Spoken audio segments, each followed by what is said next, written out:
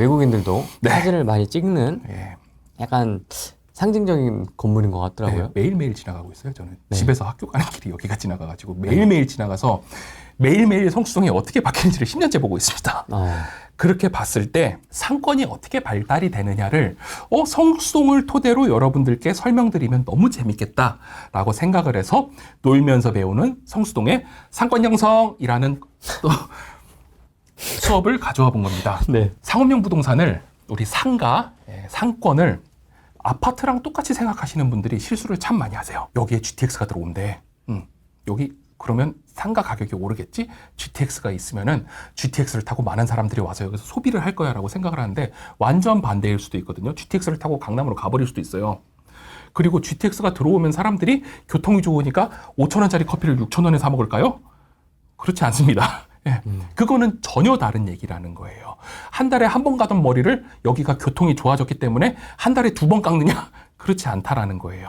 근데 임대료는 그렇게 생각을 하고 높게 책정을 하고 분양을 합니다. 근데 실제 거기서 사용하는 임차인의 입장에서는 그게 맞지 않다라는 거예요. 내가 매출이 있어야 거기서 임대료를 내죠. 임대인이 얼마 받고 싶다라고 해서 임대료를 내는 게 아니거든요. 그런 의미로 제가 오늘 좀 상권을 한번 말씀을 드리려고 합니다. 디올 사진을 가져온 이유는요. 사실 성수동의 가장 상징적인 상가예요. 물건을 파는 점. 상점입니다. 상점. 요게 프랑스 디올 본사의 모습을 그대로 본떠서 만든 거예요. 아, 그래요? 예, 그리고 요게 건물이라고 생각하시는데 요 외벽은 건물이 아닙니다. 이거 담장이에요. 요 거울 안에 보시면 나무들이 심어져 있죠? 요 조경이 요 안에까지 돼 있습니다. 이어지는 거죠? 네, 안에 돼 있고 그럼 이게 담장이면 안에는 뭐가 있어요? 안에 건물이 있어요. 뭐가 있나요?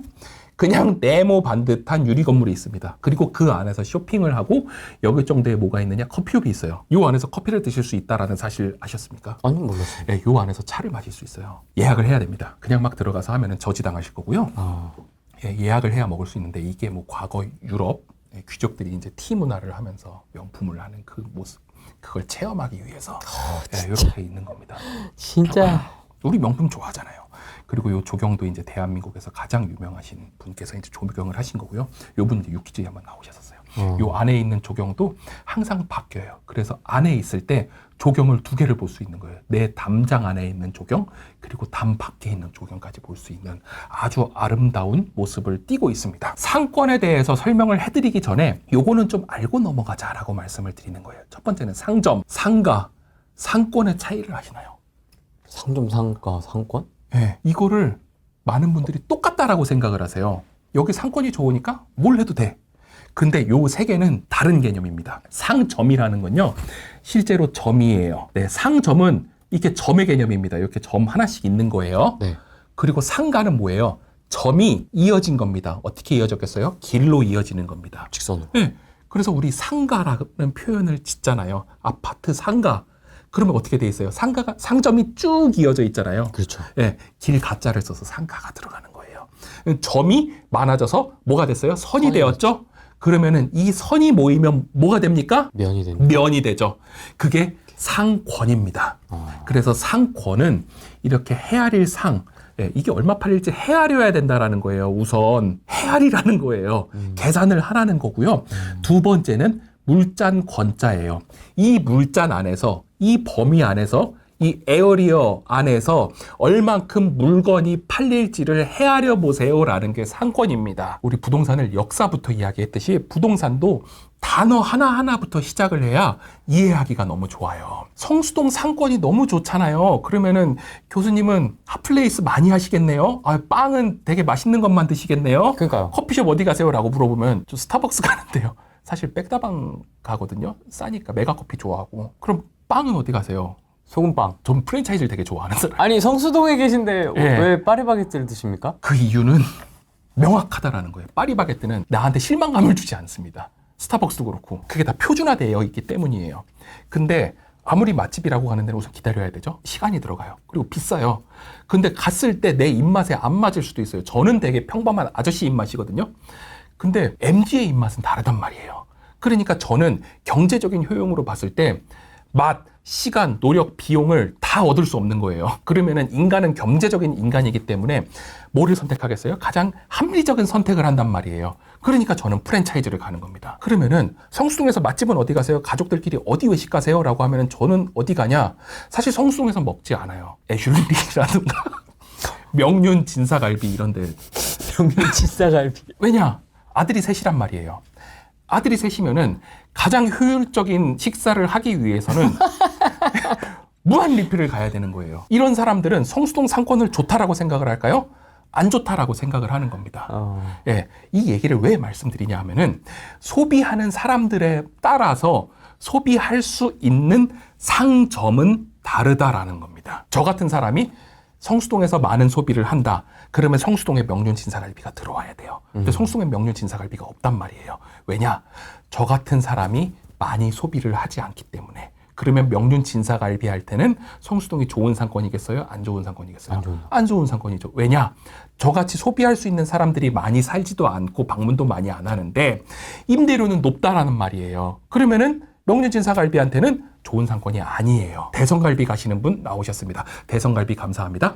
대성갈비도 말씀을 드리면은 아까 성수동의 역사 말씀을 드릴 때 대성갈비가 갈비 골목의 거의 원조예요. 뭐 수입육 센터 여기 옆에 대성갈비 노란 간판이 있었거든요. 근데 그 건물이 헐렸습니다. 헐리고 지식산업센터 1층으로 이전을 했어요. 뚝섬역 5번 출구 앞에 있습니다. 이제 대성갈비는. 그렇게 바뀌는 현상도 보이고 있어요. 그게 이제 시대에 따라서 입지가 바뀌는 거예요. 갈비 골목도 그럼 바뀔 것이냐 말 것이냐에 대해서도 계속 나오고 있습니다. 이렇게 상권이 바뀌어간다라는 거예요. 이동을 하는데 그거는 이 상점이 여기에 들어왔을 때 돈을 버느냐 안 버느냐 이게 첫 번째고요. 네. 그 비슷한 상점들이 모였을 때 상가가 되면서 시너지 효과를 낼 수 있느냐 없느냐에서 또 상가가 된다라는 겁니다. 그러면은 카페 거리라 그러잖아요. 카페 거리는 상가예요. 보면은 카페들이 모여있기 때문이에요. 근데 거기에 카페 이후에 카페를 소비하는 사람들이 유사하게 소비할 수 있는 상점들이 모인다. 그럼 그거는 우리를 상권이라고 이야기를 하는 겁니다. 그래서 카페 거리라는 말이 있지 뭐 거기가 무슨 상권이다라는 얘기는 안 해요. 예, 왜냐? 상점이 상가로 발전하고 상가가 상권으로 발전을 해야 되기 때문이고 그 안에 필요한 상점은 모두 다르기 때문이에요. 그래서 성수동 요 밑에 일반 주거 지역으로 가면요.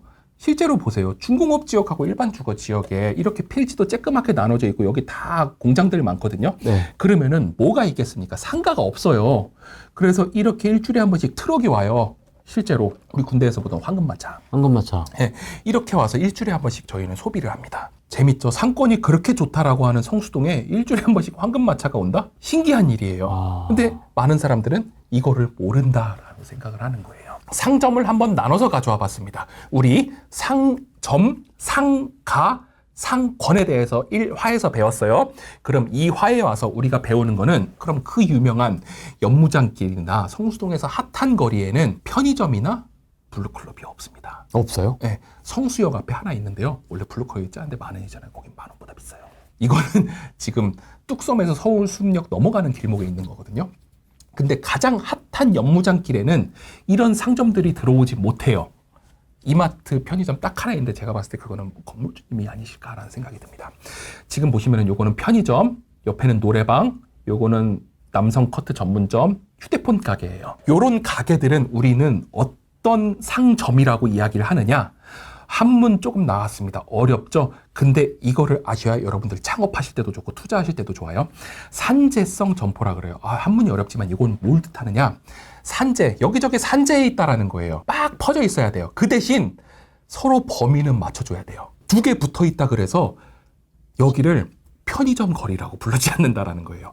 2개가 시너지가 절대 나지 않는다라는 거예요. 오히려 마이너스가 된다라는 거죠. 미용실 2개 붙어 있어 봐요.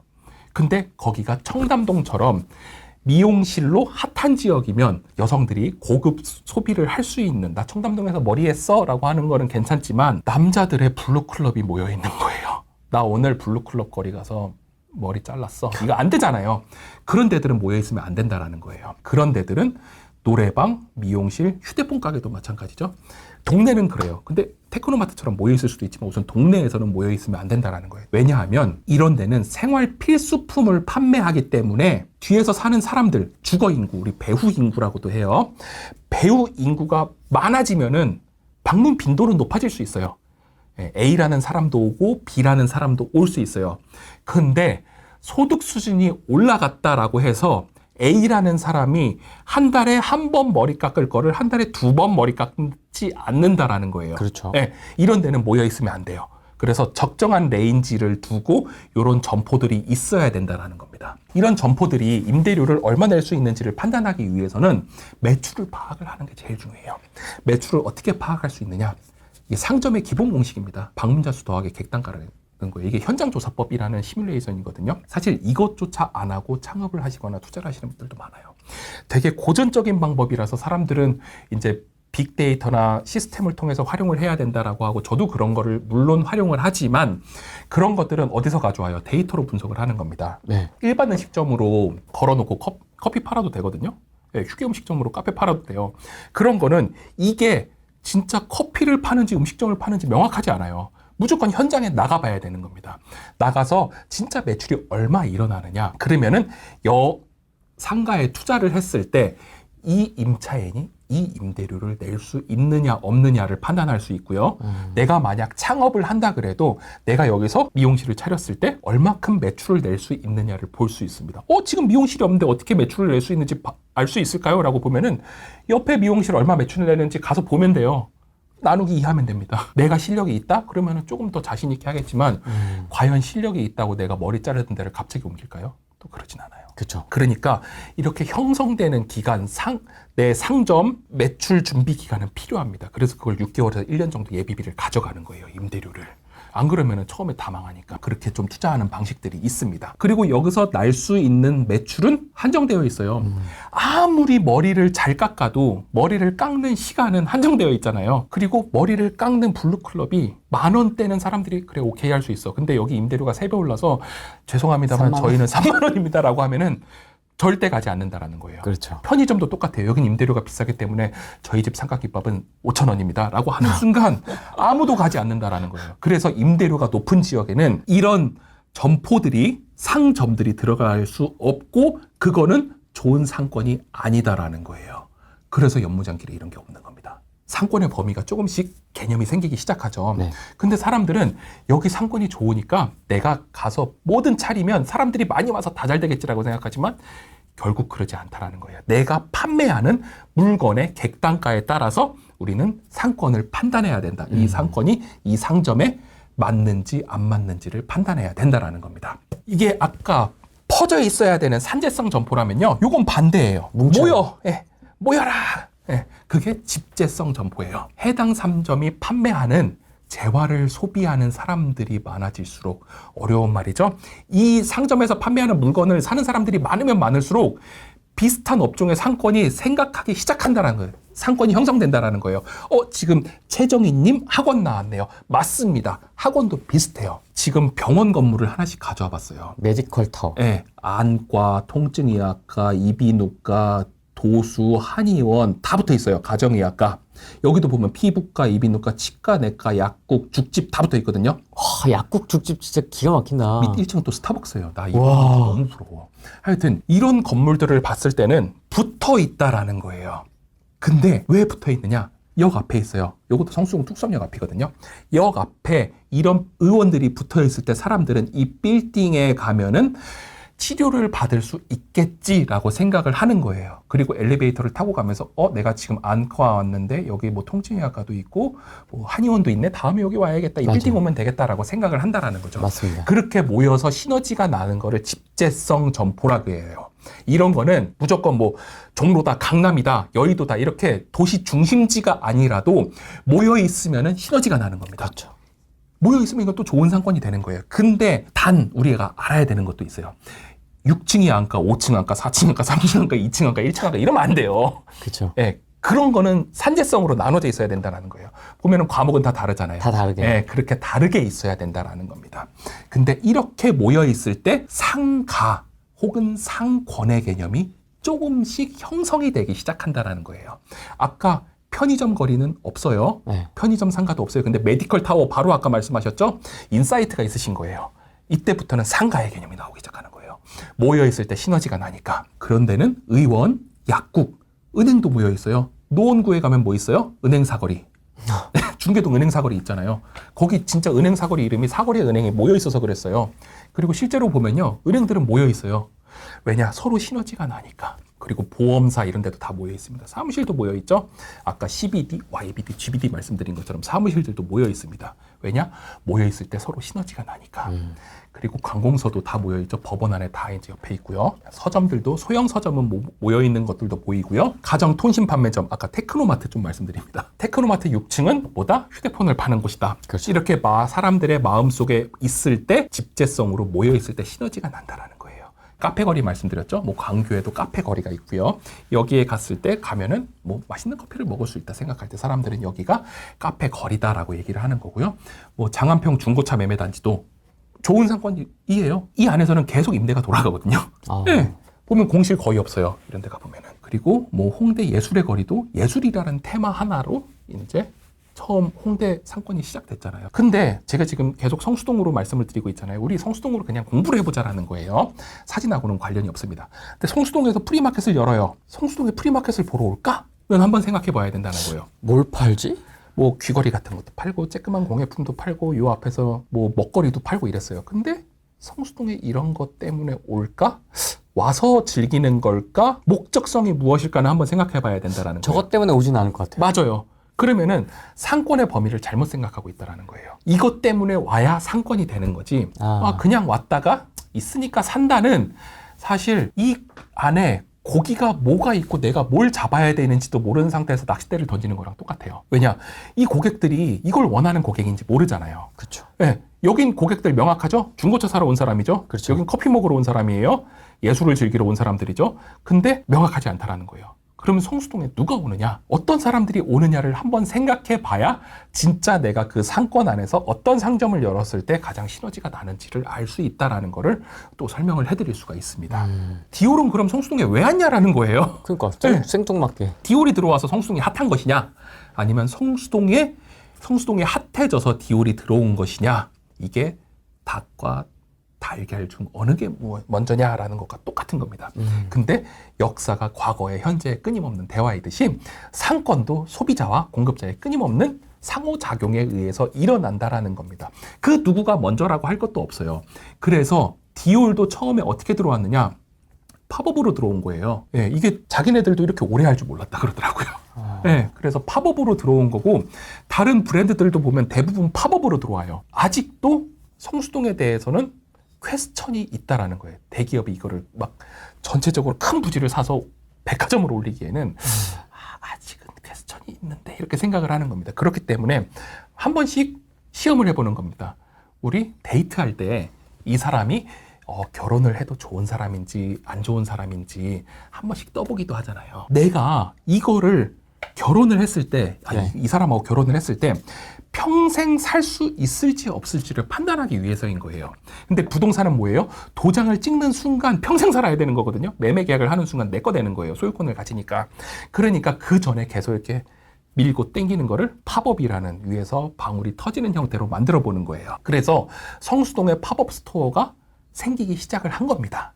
그 중 하나가 디올이었고 그러다 보니까 디올이 팝업으로 유지하고 있네? 라고 하니까 수많은 브랜드들이 들어와서 팝업을 열고 있는 거예요.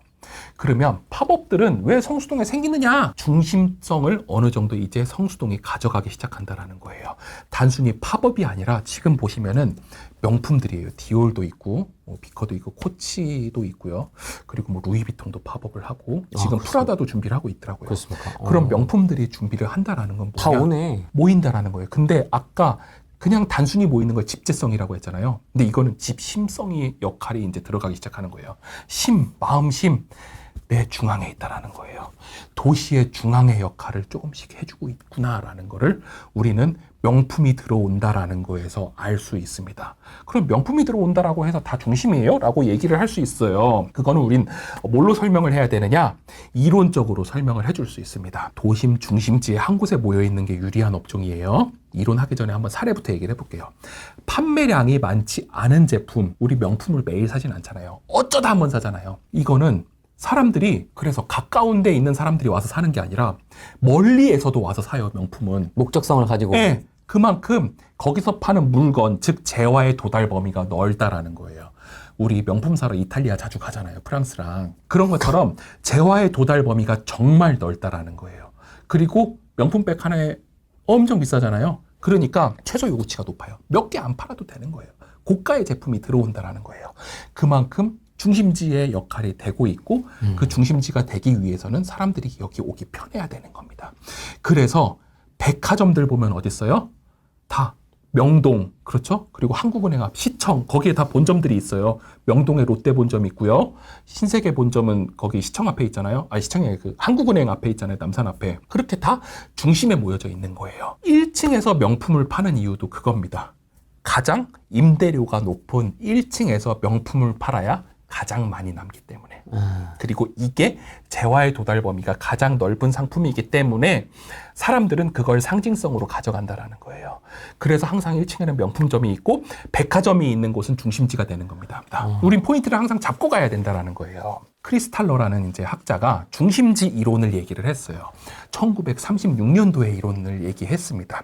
아까 제가 설명드린 내용이 그대로예요. 재화의 도달 범위, 내가 팔고 있는 물건이 어디까지 갈 거냐, 소비자들이 얼만큼 어디에서부터 올 것이냐, 그리고 최소 요구치, 이 물건을 몇 개를 팔아야 되느냐에 대해서 설명을 한다라는 거예요. 그래서 편의점에서 파는 삼각김밥은 우리가 못 먹었어요. 예를 들어 오늘 전주 비빔밥을 진짜 먹고 싶었는데 전주 비빔 삼각김밥을 못 사 먹었어요. 그러면 자기 전에 생각을 해요. 내일은 전주 비빔 꼭 사 먹어야지. 그러고 가서 내일 전주 비빔을 사 먹는 사람은 없다라는 거예요. 근데 명품백은 못 사면 마음속에 계속 생각나요. 그렇죠. 예, 그 백화점이 가지고 있는 입지가 내 마음속 안에 계속 들어있다라고 생각을 하시면 됩니다. 그게 집심성이라는 거예요. 그리고 우리는 삼각김밥을 사러 버스를 타고 가지는 않지만 명품을 사러는 지하철 타고 충분히 갈 수 있다. 버스도 타고. 네, 버스 타고 비행기도 타고 간다라는 거예요. 그렇게 우리는 중심지가 그 안에서 어떤 것을 판매하느냐를 한 번씩 체크해 보시면 된다라는 거고, 그렇게 해서 사례로 들어드린 게 성수동에 있는 명품 샵이다. 이런 중심지는 어떻게 생겨나기 시작하느냐 로 보면은 지금 말이 너무 어려운데요. 처음에는 한 개의 상점이 있어요. 한 개의 상점이 있으면 이렇게 상권이 형성이 되는 겁니다. 네. 요 상점을 이용하기 위해서 요 원 안에 있는 사람들이 오는 거예요. 편의점 삼각김밥 사 먹으려고 주변에 사는 사람들 1km 안에서 오기 시작한다 라고 생각을 하시면 돼요. 그랬더니 요 1km 밖에 있는 사람들은 야, 나도 삼각김밥 먹고 싶어 막 이런, 너무 멀잖아 이렇게 화를 내요. 그러면 똑같은 원들이 생기기 시작합니다. 네. 편의점들이 다 생기는 거예요. 그럼 요 주변에 있는 사람들이 여기에 가서 삼각김밥을 사 먹기 시작하는 거예요. 그러면은 요 사이에 있는 사람들은 화가 나잖아요. 나도 삼각김밥 먹고 싶은데? 라고 하면은 우리 벌집 모양으로 상권이 형성이 되기 시작하는 겁니다.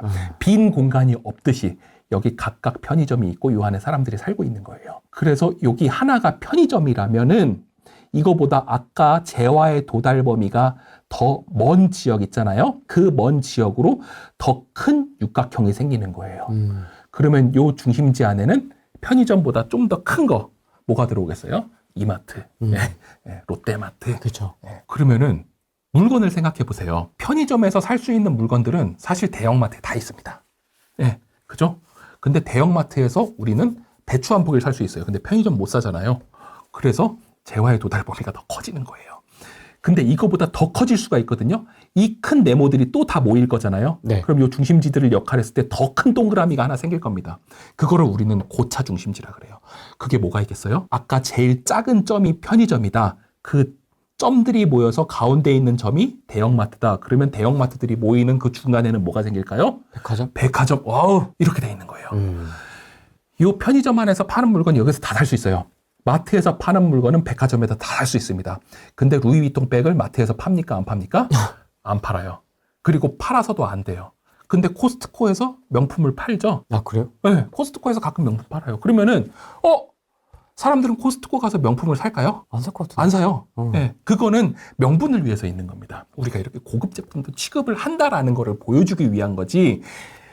그 코스트코에서 명품을 많이 팔기 위해서 파는 건 아니에요. 아, 그렇게 생각을 해주셔야 되는 겁니다. 근데 코스트코 피자나 이런 거 되게 싸잖아요. 네. 왜 싸냐? 내가 쇼핑을 하고 나서 사람들한테 가장 쉽게 인식을 시킬 수 있는 거는요, 생리적으로 들어가는 거예요. 싼 거 맛있게 먹이면은 만족하는 거거든요.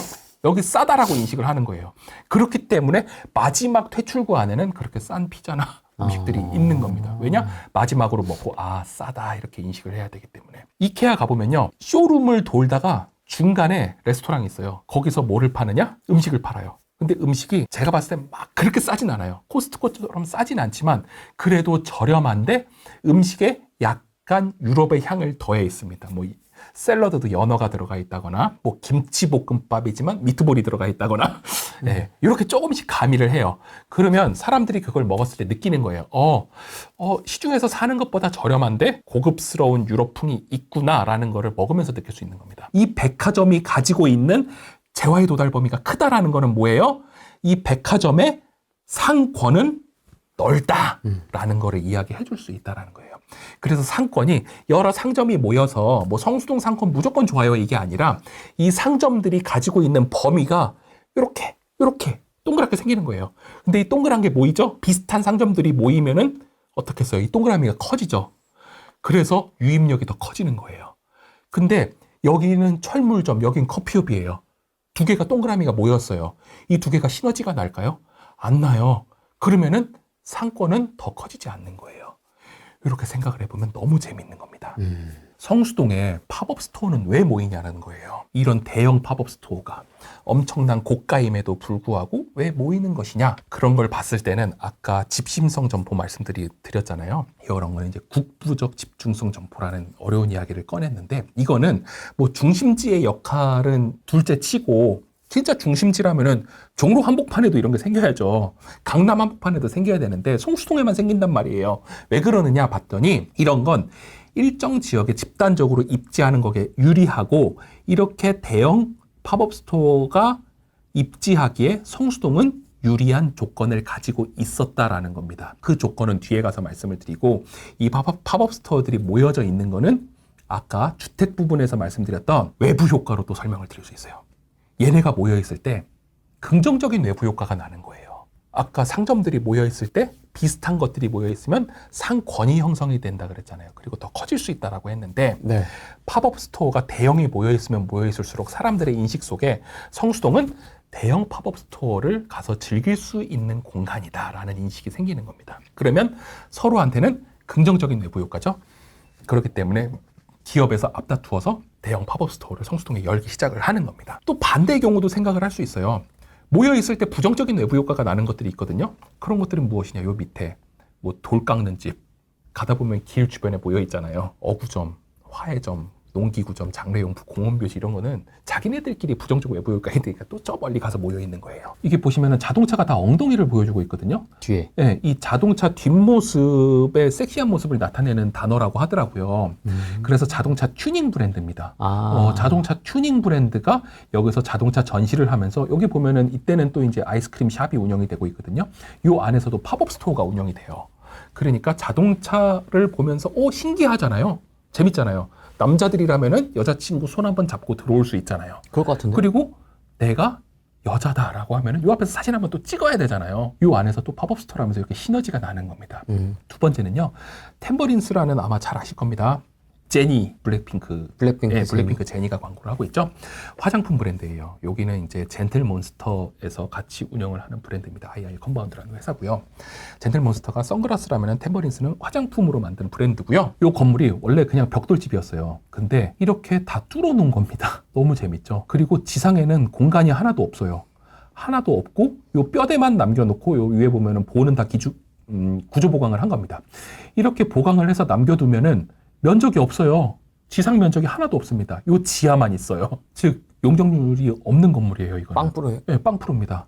근데 그러면은 우리가 생각하는 건물의 면의 개념을 완전 없애버린 거거든요.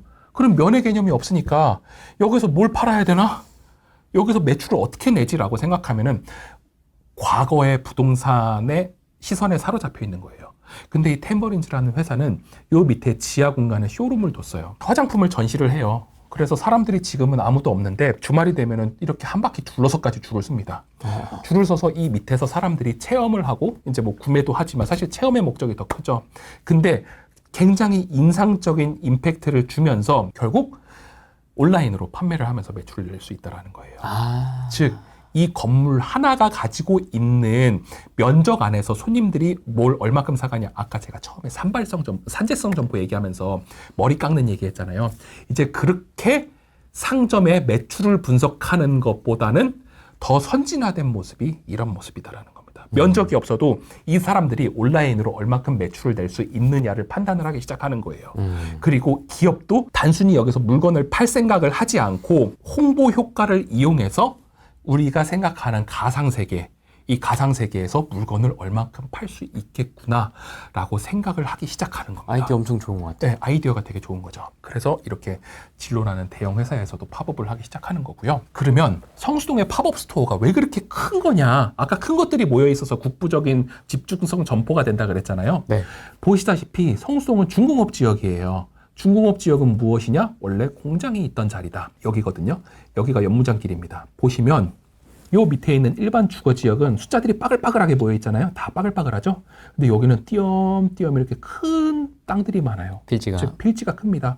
기존의 공장이었기 때문에 건물이 큰 거예요. 그래서 대형 팝업 스토어들이 여기서 모일 수 있는 겁니다. 그러면 왜 대형들이 있으면 좋아요? 또 이렇게 생각을 해볼 수 있죠. 대형이면 좋아요? 맞습니다. 대형이면 좋다라는 거를 두 번째 포인트, 요 허프에서 이제 소매지역 이론이라는 걸 얘기를 합니다.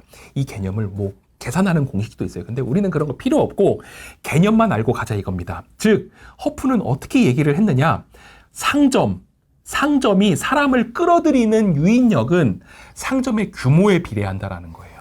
크면 클수록 사람들은 온다라는 거예요. 근데 반대로 거리의 마찰 계수에 반비례한 말 어렵죠? 거리가 멀수록 사람들은 안 온다라는 거예요. 그러면 거리가 멀면 우리는 어떻게 상점을 만들어야 돼요? 크게 만들어야 되는 겁니다. 크게 만들어서 사람들이 여기서 다양한 경험을 할 수 있게 해줘야 돼요. 그래서 스타필드를 보면요. 엄청 크잖아요. 그렇죠. 네. 과거에 스타필드가 생기기 전에 이마트 타운이라는 걸 만들었었어요. 네, 지금 저기 일산 가는 길에 보면은 킨텍스 옆에 있거든요.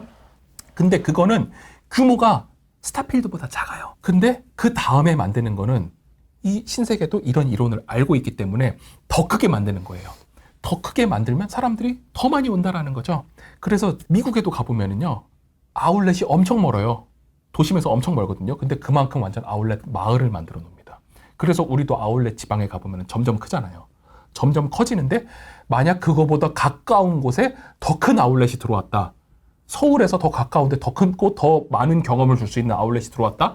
그러면 그 더 멀리 있던 아울렛은 어떻게 돼요? 소멸되죠. 그럼 거기 상권은 안 좋아지는 거예요. 투자를 하실 때도 여기가 상권이 아울렛이 있으니까 좋아라고 생각하지 마시고 여기까지 중간에 뭐가 생기는지를 다 보셔야 된다는 거예요. 그러면 여기가 흥하는 상권이냐 흥하지 않는 상권이냐 이것도 보실 수 있어요. 스타필드가 생겨서 무조건 좋다? 또 그러지도 않아요. 스타필드는 뭐예요? 크기 때문에 유인력이 엄청 세단 말이에요. 주변에 있는 상권을 다 빨아들여요. 왜냐? 그 안에 들어가면은 다 할 수 있어요. 먹을 수도 있고 놀 수도 있고 여기 심지어 사우나도 있고 외제차 매장도 있고 다 있잖아요. 스타필드 안에 옷도 살 수 있고 밥도 먹을 수 있고 애들 키드 카페도 있고 그러면은 만약 여기가 스타필드 들어오니까 나 요 옆에다 찜질방 차려야지 그러면은 사람들이 더 큰 데 가지 여기 옆에 있는 찜질방 가지 않는다라는 거예요. 그렇죠. 예, 먹거리도 똑같습니다. 여기에 더 좋고 맛있는 식당들이 많으면 여길 가지 내가 바로 옆에 여기 스타필드가 있으니까 상권이 좋아질 거야 라고 해서 상점을 차리면 사람들은 여기 가지 않는다라는 거예요. 그래서 이런 게 소매지역 이론 허프 모형입니다. 그래서 점점 더 크게 만드는 거예요. 필지 면적이 크죠? 네, 필지 면적이 크면은 팝업 스토어가 어떻게 해요? 커져요. 크게. 그러면은 이 팝업 스토어들이 어디에 있는 사람까지 유입을 해서 데려오느냐, 유인을 해서 데려오느냐, 외국 사람들까지 데려온다라는 거예요. 그래서 성수동에 외국인 관광객들이 늘어나는 겁니다. 지난번에 같이 둘러볼 때도 굉장히 많더라고요. 저희만 한국말 했어요, 정말. 네, 진짜 네. 많더라고요. 그렇게 도시는 바뀌어가고 있는 겁니다. 그러면은 이런 이론을 미리 알았다라면 여기는 팝업 스토어가 들어왔다? 그러면은 유인력이 점점 세지겠네? 그럼 더 먼데 있는 사람들이 오겠네? 관광업에 발달돼 있는 상점을 열면은 되겠다라는 거를 조금씩 인식을 하실 수 있었다라는 거예요. 그렇게 우리는 도시의 이론을 보면서 부동산 투자에도 바로 적용을 할 수 있는 겁니다. 임대료가 비싸도 왜 팝업 스토어가 생기냐라는 거예요.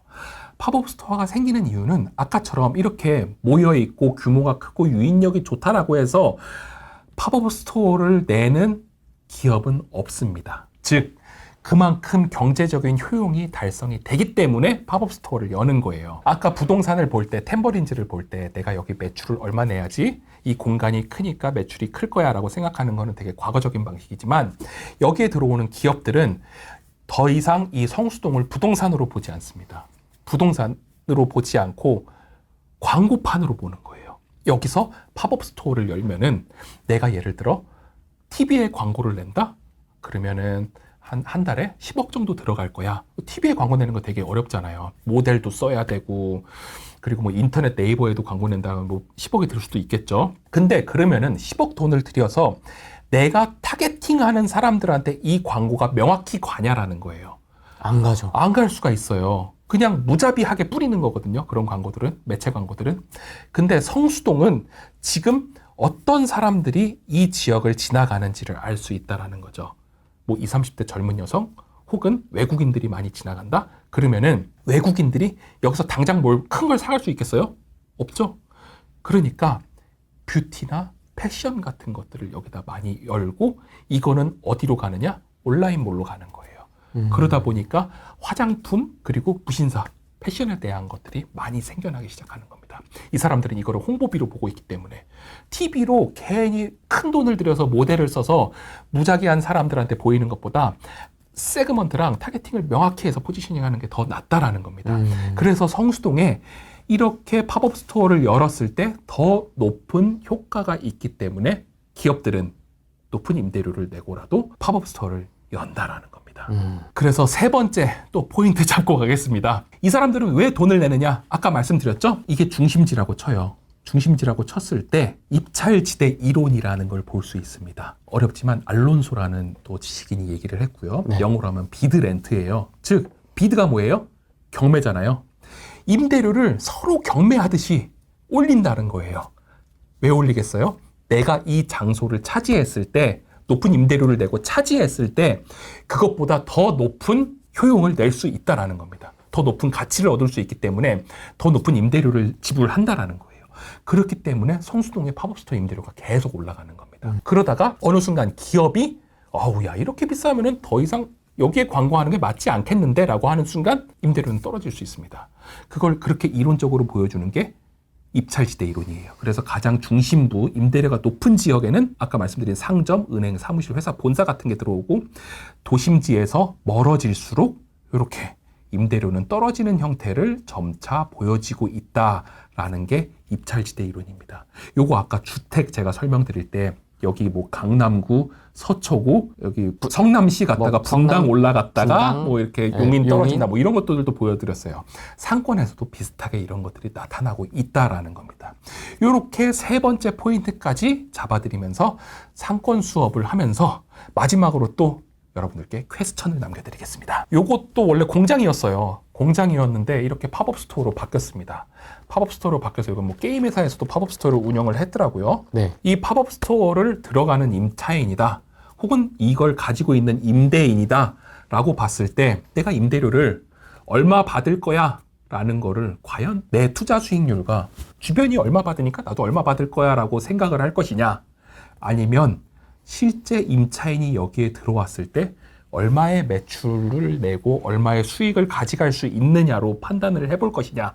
이렇게 동전의 양면 계속 말씀을 드리죠. 임대인의 입장으로도 돼보고 임차인의 입장으로도 돼봐야 명확한 상권 분석과 상점의 적합성을 알 수 있을 겁니다. 그래서 항상 상권이 좋다라고 생각해서 그 상권이 최고다라고 이야기하지 말고 내가 진짜 들어갔을 때 아니면 내가 투자했을 때 그 두 가지로 한 번씩 고민을 해보시면서 투자를 해보시면은 실패 확률을 현저히 낮출 수 있다라는 거를 이번 수업 시간을 통해서 말씀을 드렸습니다. 자꾸 수업이라 그러네요. 방송인데. 네. 지금까지 변화 모습을 계속 네. 지금 보고 계시지 않습니까? 앞으로 좀 향후 5년, 네. 10년 이렇게 좀 보신다면 어떻게 변화할까요? 사실 변화의 기로에 와 있다라고 생각은 해요. 그렇습니까? 성수동이 지금 같은 불경기가 오기 전까지는 평당가가 한 2억 5천까지도 올라갔었습니다. 그게 왜 그러느냐? 중공업 지역으로서 높은 용적률을 그래도 주거 지역보다는 용적률이 높기 때문에 그리고 오피스를 지을 수 있잖아요. 그래서 그렇게 됐는데 과연 이 평당가 그리고 아까 건축비를 들였을 때 그렇게 빌딩을 세웠어요. 그 빌딩을 세워서 면적이 더 커지지 않았습니까? 면적이 커졌을 때 그 임대 평당가를 맞춰줄 수 있는 기업이 과연 있을까를 먼저 한번 생각을 해봐야 돼요. 그게 있다라고 하면은 성수는 더 갈 것이고 만약 멈췄다, 더 이상 이 임대료를 낼 사람들은 없다라고 하면은 아마 좀 어려움이 있겠죠. 그래서 그거를 판단하는 능력이 지금 막 왔다 갔다 하고 있는 겁니다. 너무 비싸게 했다가 문제 생긴 PF 사업장도 있잖아요. 성수동에서. 너무 비싸게 해서. 왜 문제가 되겠어요?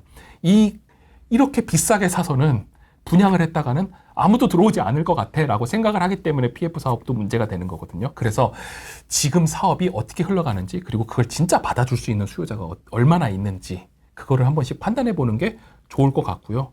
저는 또 개인적으로 주거용 부동산으로 봤을 때는 사실 그 유인력이 큰 3개의 부동산이 트리마제나 그런 것들이 있기 때문에 조금 더 이거는 입지는 다른 데에서는 가져갈 수 없는 부분이거든요. 그거는 조금 더 좋아질 거라고 생각을 하고 만약 성수 전략정비구역이 더 발전이 된다. 그러면 아까 정의 외부 효과랑 부의 외부 효과 말씀을 드렸잖아요. 약간 더 정의 외부 효과로 좋은 역할이 있을 거다라고 생각하고 있습니다. 성수 전략 아까도 그 학군 얘기하셨었는데 네. 성수 전략 정비 구역이 개발된다면 네. 학군은 괜찮아질까요? 학군이 성수동이 가진 아마 가장 큰 단점일 거라고 생각을 해요. 네. 사실 지금 성수동에 사시는 분들도 학원 때문에 많이 이사를 가십니다. 어디로 가세요? 학원 때문에? 강 넘어가시죠. 밑으로. 네, 성수동에서 학원가로 대체지로 할 수 있는 곳이 사실 광장동, 좀 가까운 곳으로는 광장동이 있고요. 압구정 청담은 사실 그렇게 학군이 좋지는 않잖아요. 그래서 뭐 대치동, 잠실 이렇게 좀 많이 가시는 형상을 보여주고 있어요. 잠실보다 또 더 고덕으로 가시는 분들도 계시고 왜냐하면 고덕이 더 신축이 많기 때문에 그런 것 때문에 가시는 분들이 계신데 학군도 어떻게 보면은 소득 수준에 따라가는 측면은 있어요. 네, 소득 수준에 따라가는 측면은 있는데 지금 성수동 학군이 안 좋은 이유는 트리마제나 갤러리아, 포레나 아크로가 너무 비싸다라는 거예요. 초등학생 자녀를 가진 사람들이 이 아파트를 사서 들어가서 혹은 전세로 들어가서 키우기에는 가격이 너무 높다라는 게 있습니다. 그러니까 이 사람들의 수요가 없는 거예요. 수요가 없으면 어떻겠어요? 공급도 없죠? 그러니까 학군이 형성되지 못하는 겁니다. 근데 만약 성수 전략정비구역에 다 공급이 된다. 그러면 갑자기 공급이 되겠죠? 그럼 생각보다 전세값은 낮아질 수 있어요. 항상 공급은 현재 가치를 바로 반영을 하기 때문에. 그러면은 학부모들이 좀 더 들어올 수 있겠죠? 그럼 그거에 맞춰가지고 사람들이 유입을 되면 학군이 당연히 생겨날 수 있는 게 학원도 들어오면 장사가 되고 지금은 학원도 별로 없거든요. 그렇기 때문에 조금 더 좋아질 수 있는 측면은 있다라고 저는 생각을 합니다. 일단 좀 개발이 좀 어느 정도 좀 진행이 돼야 되겠네요. 네, 맞습니다. 성수동이 유동인구를 더 수용하기 위해서는 도로망이 다소 부족한 것 같은데 대안이 있을지요? 네, 이 유동인구도 여러 가지로 판단을 해보시면 좋은데요. 우선 단순히 그냥 이동하는 차량으로 봤을 때는 도로망이 강북 쪽에서는 그렇게 나쁜 편은 아닙니다. 그렇죠. 강남이 워낙 넓어서 그렇지. 강북 쪽에서는 그래도 괜찮은 측면이라고 저는 생각을 하는데 사실 그 강남의 땅값이 그렇게 좋은 이유는 또 교통도 넓고 도로도 넓기 때문에 그래서 성수동에서도 사실 교통으로서는 조금 더 발전이 있어야 된다라고 생각을 해요.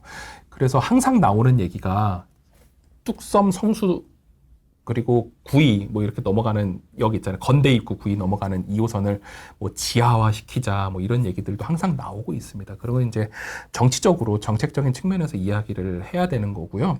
그리고 정책적으로 이야기를 했을 때 그거를 밑으로 내렸을 때 과연 경제적인 효익이 있느냐 없느냐는 또 이제 경제학자들이 같이 얘기를 할 건데 단순히 지하철을 밑으로 내린다 그래서 경제적인 효익이 많이 발생을 할까? 그거는 조금 저는 퀘스천인 것 같아요. 상권을 볼 때 차를 타고 다니는 유동인구도 있고요. 걸어 다니는 유동인구도 있어요. 이게 다 상권 분석마다 다르거든요. 오늘 수업 시간이 적어서 제가 말씀은 다 못 드리지만 차를 타고 다니는 상권에서는 분명 안 좋아요. 성수동 안 좋아요. 근데 걸어 다니는 상권에서는 좋습니다. 왜냐? 연무장길 가보세요. 도로가 좁아요.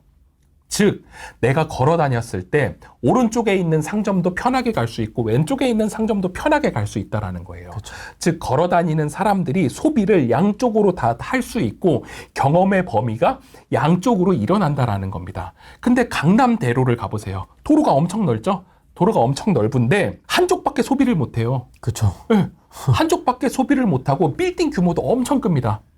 그럼 1층에 뭐 있겠어? 커피숍은 다 커피숍이에요. 그러면은 내가 걸어 다니면서 소비를 하는 사람이라고 치면은 강남대로는 재미가 없는 거예요. 예, 상점도 하나고 여기 하나밖에 못 보니까. 그리고 20걸음 걸어야 상점 하나인데 성수동은 그렇죠. 3걸음 걸으면 상점이 계속 바뀌는 거예요. 그러니까 요거는 오히려 도로가 좁기 때문에 더 상권으로서 활성화될 수 있는 측면이 있는 겁니다. 그래서 강남역에서 신논현역 걸어갈 때 그렇게 재미가 없었구나. 너무 힘들어요. 아, 또 진짜 힘들어요. 위아래잖아요. 예, 상권으로 봤을 때 이게 위아래로 돼 있으면은 더 힘들거든요. 더 안 좋은 게 사람들은 무조건 갈 때 목적성을 가져요. 목적을 가지고 간다라는 거는 걸어갈 때는 내가 목적지만 있잖아요. 목적지만 있어서 이렇게 걸어가는데 위아래가 있으면은 갑자기 목적이 생깁니다. 위가 있으면 빨리 올라가야지라는 게 생겨요. 그리고 밑에 있으면 빨리 내려가야지라는 생각이 생겨요. 그렇기 때문에 옆에를 볼 겨를이 더 없어지는 거예요. 목적이 2가지가 생겨버리니까. 아들 3명을 성수에서 어떻게 키우시나요? 학군도 없는데 키읔 이렇게 나왔는데요. 네. 사실 아내랑 저의 교육 개념이 약간 다르기 때문입니다. 맹모 삼천지교를 제가 한번 또 말씀을 드렸잖아요. 맹자가 유명한 지식인이 되기 위해서는 학군이 좋은 데서 오래 살았기 때문이 아니라 저는 그걸로 봐요. 처음에 장사꾼 역할도 해보고 공동묘지 옆에서 상여꾼 역할도 해봤기 때문에 공부를 했을 때 아이디어가 팍팍 샘솟을 수 있었다라고 생각을 하거든요. 그리고 맹자가 공부를 잘한 사람이 아니에요. 그 시대의 아이콘이었던 사람입니다. 남들하고 다른 얘기도 했던 사람이거든요. 그렇기 때문에 성인군자가 될 수 있었던 사람이에요. 우리 공자나 부처님이나 예수님 보면요. 그때 당시에 유명한 사람이었나요? 그 시대의 아이콘이었어요. 그렇기 때문에 다른 생각을 얘기했고 후대까지 그 명성이 자자한 거라고 저는 생각을 합니다. 그래서 저도 우리 아이들을 어떻게 키울 것이냐를 아내하고 얘기했을 때 조금 다른 생각을 갖게 해보자. 그래서 조금 더 많은 경험을 할 수 있게 해보고 다른 환경을 볼 수 있게 해보자 라고 해서 사실 성수동에 살고 있는 이유도 많습니다. 그럼 어떤 경험을 좀? 매번 바뀌는 팝업 스토어도 보고 사람들이 어떻게 다니는지도 보고 사실 사람들이 너무 다양하잖아요. 근데 대단지 아파트에 다 같이 또 비슷한 소득 수준의 똑같은 학교만을 다닌다라고 하면은 볼 수 있는 만날 수 있는 환경들이 어떻게 보면 조금 제한이 될 수 있거든요. 그렇기 때문에 우리 아이들은 조금 더 많은 걸 보게 하자라고 해서 서울 숲에 가서 개구리 잡고 앉아있고 자전거 타고 뭐 왔다 갔다 하고 이렇게 살고 있습니다. 사모님의 반대는 없었습니다. 오히려 아내가 더 그런 부분에 있어서 아이들의 창의성을 기르기 위해서는 무언가에 가둬놓는 것보다는 이쪽에 있는 게 낫겠다라고 이야기를 하고 있지만 현실적으로는 가끔 좀 수학 문제를 많이 막혀한다 이러면은 속상할 때가 있죠. 근데 그럴 때는 그래도 아빠가 좀 일찍 가서 한 번씩 봐주고 그렇게 하면서 어려운 부분을 채워나가고 있습니다. 네. 조금 더 다양한 경험을 하고 싶고 새로운 체험을 하고 싶다라면 사실 성수동은 나쁜 지역은 아니다. 근데 단기적으로 주거용으로 엄청난 만족을 얻고 싶으면은 정말 큰 자본을 갖고 있지 않은 이상 어려운 지역일 수도 있다. 그래서 부동산의 입지는 누구한테 좋을 수도 있고 안 좋을 수도 있다라는 거를 충분히 배울 수 있는 지역이 성수동이다 라고 설명을 해드릴 수 있습니다. 알겠습니다. 네. 긴 시간 시청해 주셔가지고 감사드립니다. 오늘은 여기까지 하겠습니다. 고맙습니다. 감사합니다. 안녕. 성수 전략지구 사요? 아유, 지금 거기 토지 거래 허가 구역이라 가지고 네. 시거주 하셔야 될 거예요. 아마 사면은.